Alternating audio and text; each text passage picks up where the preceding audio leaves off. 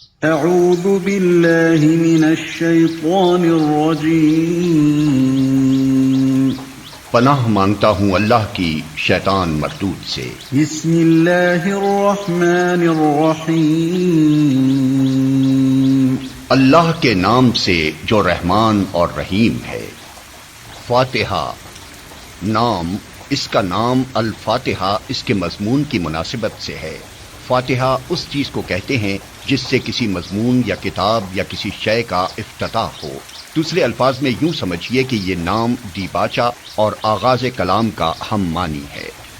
زمانہ نزول، یہ نبوت محمدی کے بالکل ابتدائی زمانے کی صورت ہے، بلکہ معتبر روایات سے معلوم ہوتا ہے کہ سب سے پہلی مکمل صورت جو محمد صلی اللہ علیہ وسلم پر نازل ہوئی وہ یہی ہے۔ اس سے پہلے صرف متفرق آیات نازل ہوئی تھیں جو سورہ علق، سورہ مزمل اور سورہ مدثر وغیرہ میں شامل ہیں۔ مضمون، دراصل یہ سورہ ایک دعا ہے جو خدا نے ہر اس انسان کو سکھائی ہے جو اس کی کتاب کا مطالعہ شروع کر رہا ہو۔ کتاب کی ابتدا میں اس کو رکھنے کا مطلب یہ ہے کہ اگر تم واقعی اس کتاب سے فائدہ اٹھانا چاہتے ہو تو پہلے خداوند عالم سے یہ دعا کرو۔ انسان فطرتاً دعا اسی چیز کی کیا کرتا ہے جس کی طلب اور خواہش اس کے دل میں ہوتی ہے، اور اسی صورت میں کرتا ہے جبکہ اسے یہ احساس ہو کہ اس کی مطلوب چیز اس ہستی کے اختیار میں ہے جس سے وہ دعا کر رہا ہے۔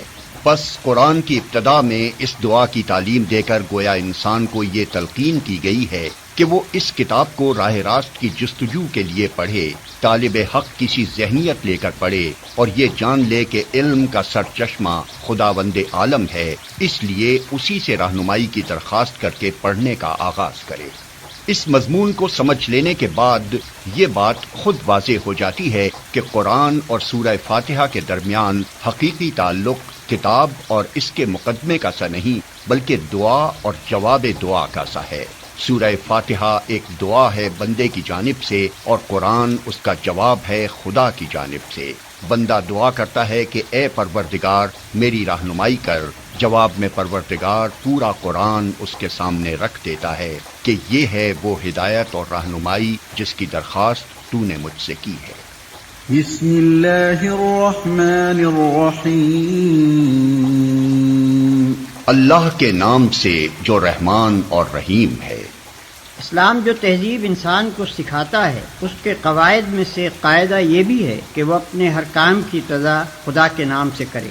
اس قاعدے کی پابندی اگر شعور اور خلوص کے ساتھ کی جائے تو اس سے لازماً 3 فائدے حاصل ہوں گے۔ ایک یہ کہ آدمی بہت سے برے کاموں سے بچ جائے گا، کیونکہ خدا کا نام لینے کی عادت اسے ہر کام شروع کرتے وقت یہ سوچنے پر مجبور کر دے گی کہ کیا واقعی میں اس کام پر خدا کا نام لینے میں بجانب ہوں۔ دوسرے یہ کہ جائز اور صحیح اور نیک کاموں کی ابتدا کرتے ہوئے خدا کا نام لینے سے آدمی کی ذہنیت بالکل ٹھیک سمت اختیار کر لے گی اور وہ ہمیشہ صحیح ترین نقطے سے اپنی حرکت کا آغاز کرے گا۔ تیسرا اور سب سے بڑا فائدہ یہ ہے کہ جب وہ خدا کے نام سے اپنا کام شروع کرے گا تو خدا کی تائید اور توفیق اس کے شامل حال ہوگی، اس کی صحیح میں برکت ڈالی جائے گی اور شیطان کی فساد انگیزیوں سے اس کو بچایا جائے گا۔ خدا کا طریقہ یہ ہے کہ جب بندہ اس کی طرف توجہ کرتا ہے تو وہ بھی بندے کی طرف توجہ فرماتا ہے۔ الحمد للہ رب العالمین، تعریف اللہ ہی کے لیے ہے جو تمام کائنات کا رب ہے۔ تعریف اللہ ہی کے لیے ہے۔ جیسا کہ ہم دیباچے میں بیان کر چکے ہیں، سورہ فاتحہ اصل میں تو ایک دعا ہے، لیکن دعا کی ابتدا اس ہستی کی تعریف سے کی جا رہی ہے جس سے ہم دعا مانگنا چاہتے ہیں۔ یہ گویا اس امر کی تعلیم ہے کہ دعا جب مانگو تو مہذب طریقے سے مانگو۔ یہ کوئی تہذیب نہیں ہے کہ منہ کھولتے ہی جھٹ اپنا مطلب پیش کر دیا۔ تہذیب کا تقاضا یہ ہے کہ جس سے دعا کر رہے ہو پہلے اس کی خوبی کا، اس کے احسانات اور اس کے مرتبے کا اعتراف کرو۔ تعریف ہم جس کی بھی کرتے ہیں 2 وجوہ سے کیا کرتے ہیں۔ ایک یہ کہ وہ بجائے خود حسن و خوبی اور کمال رکھتا ہو، قطع نظر اس سے کہ ہم پر اس کے ان فضائل کا کیا اثر ہے۔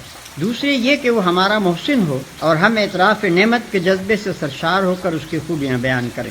اللہ تعالیٰ کی تعریف ان دونوں حیثیتوں سے ہے۔ یہ ہماری قدر شناسی کا تقاضا بھی ہے اور احسان شناسی کا بھی کہ ہم اس کی تعریف میں رد اللسان ہوں۔ اور بات صرف اتنی ہی نہیں ہے کہ تعریف اللہ کے لیے ہے، بلکہ صحیح یہ ہے کہ تعریف اللہ ہی کے لیے ہے۔ یہ بات کہہ کر ایک بڑی حقیقت پر سے پردہ اٹھایا گیا ہے، اور وہ حقیقت ایسی ہے جس کی پہلی ہی ضرب سے مخلوق پرستی کی جڑ کٹ جاتی ہے۔ دنیا میں جہاں جس چیز اور جس شکل میں بھی کوئی حسن، کوئی خوبی، کوئی کمال ہے، اس کا سرچشمہ اللہ ہی کی ذات ہے۔ کسی انسان، کسی فرشتے، کسی دیوتا، کسی سیارے، غرض کسی مخلوق کا کمال بھی ذاتی نہیں ہے بلکہ اللہ کا عطیہ ہے۔ پس اگر کوئی اس کا مستحق ہے کہ ہم اس کے گرویدہ اور پرستار، احسان مند اور شکر گزار، نیاز مند اور خدمتگار بنے تو وہ خالق کمال ہے، نہ کہ صاحب کمال۔ جو تمام کائنات کا رب ہے۔ رب کا لفظ عربی زبان میں 3 معنوں میں بولا جاتا ہے۔ 1 مالک اور آقا، 2 مربی پرورش کرنے والا، خبر گیری اور نگہبانی کرنے والا، 3 فرمانروا، حاکم، مدبر اور منتظم۔ اللہ تعالیٰ ان سب معنوں میں کائنات کا رب ہے۔ الرحمن الرحیم، رحمان اور رحیم ہے۔ انسان کا خاصہ ہے کہ جب کوئی چیز اس کی نگاہ میں بہت زیادہ ہوتی ہے تو وہ مبالغے کے صیغوں میں اس کو بیان کرتا ہے، اور اگر ایک مبالغے کا لفظ بول کر وہ محسوس کرتا ہے کہ اس شے کی فراوانی کا حق ادا نہیں ہوا تو پھر وہ اسی معنی کا ایک اور لفظ بولتا ہے تاکہ وہ کمی پوری ہو جائے جو اس کے نزدیک مبالغے میں رہ گئی ہے۔ اللہ کی تعریف میں رحمان کا لفظ استعمال کرنے کے بعد پھر رحیم کا اضافہ کرنے میں بھی یہی نقطہ پوشیدہ ہے۔ رحمان عربی زبان میں بڑے مبالغے کا صیغہ ہے، لیکن خدا کی رحمت اور مہربانی اپنی مخلوق پر اتنی زیادہ ہے، اس قدر وسیع ہے، ایسی بے حد و حساب ہے کہ اس کے بیان میں بڑے سے بڑا مبالغے کا لفظ بول کر بھی جی نہیں بھرتا۔ اس لیے اس کی فراوانی کا حق ادا کرنے کے لیے پھر رحیم کا لفظ مزید استعمال کیا گیا۔ اس کی مثال ایسی ہے جیسے ہم کسی شخص کی فیاضی کے بیان میں سخی کا لفظ بول کر جب تشنگی محسوس کرتے ہیں تو اس پر داتا کا اضافہ کرتے ہیں۔ رنگ کی تعریف میں جب گورے کو کافی نہیں پاتے تو اس پر چٹے کا لفظ اور بڑھا دیتے ہیں۔ درازی قد کے ذکر میں جب لمبا کہنے سے تسلی نہیں ہوتی تو اس کے بعد تڑنگا بھی کہتے ہیں۔ مالک یوم الدین، روز جزا کا مالک ہے، یعنی اس دن کا مالک جبکہ تمام اگلی پچھلی نسلوں کو جمع کر کے ان کے کارنامہ زندگی کا حساب لیا جائے گا اور ہر انسان کو اس کے عمل کا پورا صلہ یا بدلہ مل جائے گا۔ اللہ کی تعریف میں رحمان اور رحیم کہنے کے بعد مالک روز جزا کہنے سے یہ بات نکلتی ہے کہ وہ نرا مہربان ہی نہیں ہے بلکہ منصف بھی ہے، اور منصف بھی ایسا با اختیار منصف کہ آخری فیصلے کے روز وہی پورے اقتدار کا مالک ہوگا، نہ اس کی سزا میں کوئی مزاحم ہو سکے گا اور نہ جزا میں مانع۔ لہذا ہم اس کی ربوبیت اور رحمت کی بنا پر اس سے محبت ہی نہیں کرتے بلکہ اس کے انصاف کی بنا پر اس سے ڈرتے بھی ہیں، اور یہ احساس بھی رکھتے ہیں کہ ہمارے انجام کی بھلائی اور برائی بالکلیہ اسی کے اختیار میں ہے۔ ایاک نعبد و ایاک نستعین، ہم تیری ہی عبادت کرتے ہیں اور تجھی سے مدد مانگتے ہیں۔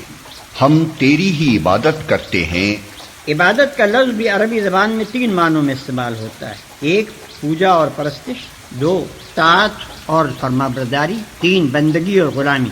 اس مقام پر تینوں معنی بیک وقت مراد ہیں، یعنی ہم تیرے پرستار بھی ہیں، مطیع فرمان بھی اور بندہ و غلام بھی۔ اور بات صرف اتنی ہی نہیں ہے کہ ہم تیرے ساتھ یہ تعلق رکھتے ہیں بلکہ واقعی حقیقت یہ ہے کہ ہمارا یہ تعلق صرف تیرے ہی ساتھ ہے۔ ان تینوں معنوں میں سے کسی معنی میں بھی کوئی دوسرا ہمارا معبود نہیں ہے۔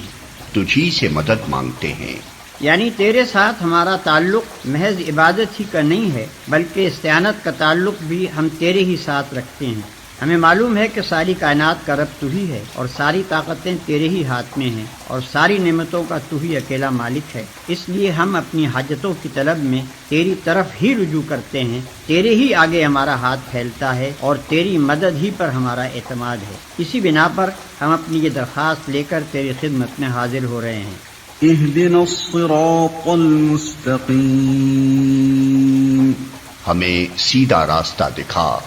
یعنی زندگی کے ہر شعبے میں خیال اور عمل اور برتاؤ کا وہ طریقہ ہمیں بتا جو بالکل صحیح ہو، جس میں غلط بینی اور غلط کاری اور بد انجامی کا خطرہ نہ ہو، جس پر چل کر ہم سچی فلاح و سعادت حاصل کر سکیں۔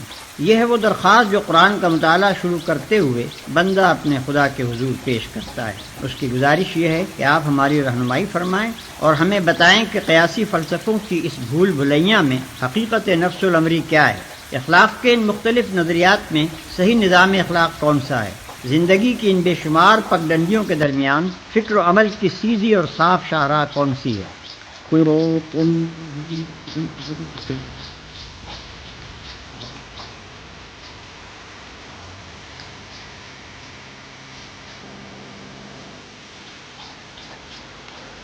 ان لوگوں کا راستہ جن پر تو نے انعام فرمایا، جو ماتوب نہیں ہوئے، جو بھٹکے ہوئے نہیں ہیں۔